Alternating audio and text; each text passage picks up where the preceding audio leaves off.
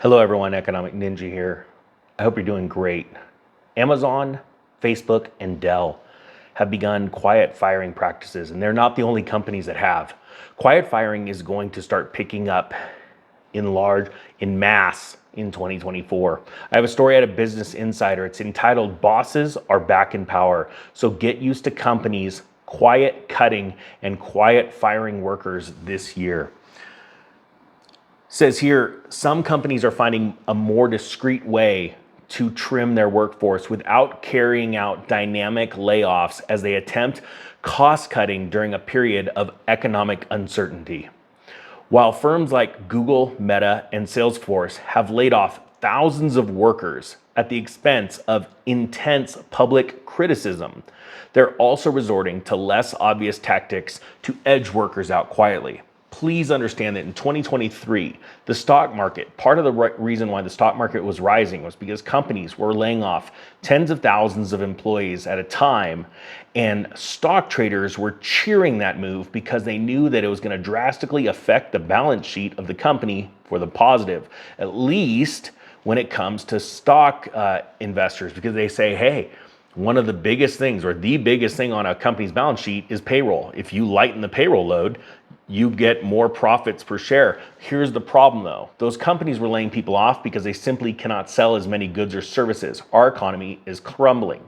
People need to be ready, getting ready right now for very, very serious times. And the companies were getting so much scrutiny. And also companies like JP Morgan Chase, the number one bank in the country, found themselves in a heck of a position because they had so much at the end of the year that they owed in severance packages.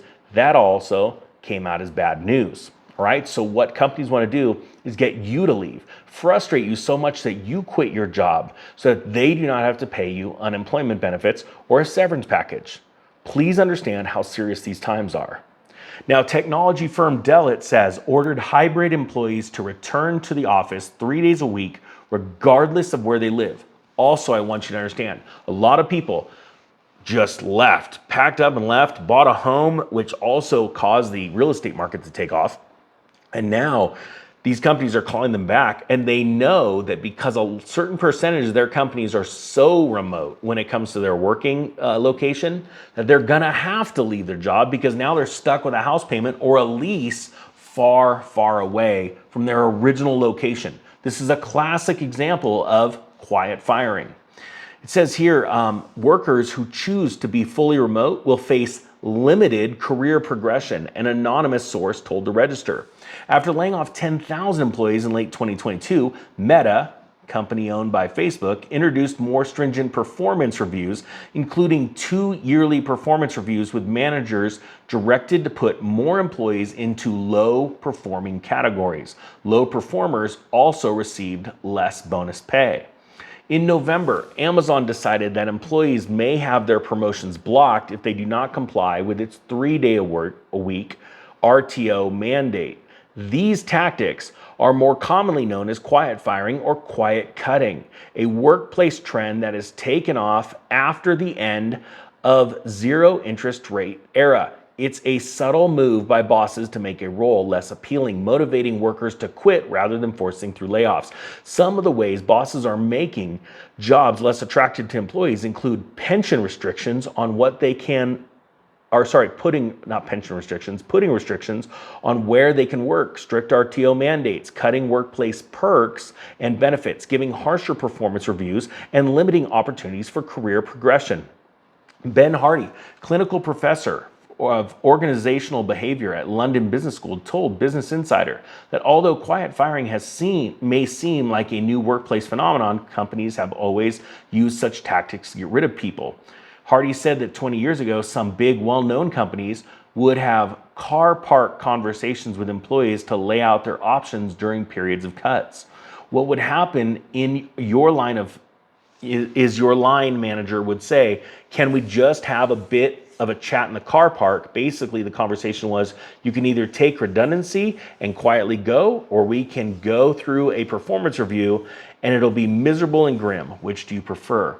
Look, the fact of the matter is, The employment situation is going to become very dire coming into the election and afterwards. Politicians do one thing great. They love to make problems so that they can try and show you that they will be able to solve them. In all reality, after they get elected, they don't actually solve them. They make them worse with more regulations. Our economy is actually collapsing.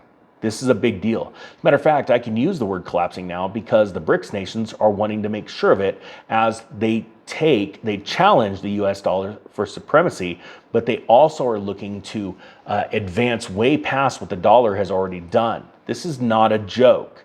You need to start getting ready now. Look for more employment, better employment, before so many people are laid off or quiet fired and they quit that it makes it virtually impossible for you to move up. Look for a better job now, look for better benefits, look for more security, look for another way of making money, whether it be a certain type of investment like real estate or starting your own business or side hustle. These are the days to get ready now so that you can save up money, be in a better position to take advantage of this crash and not be part of it.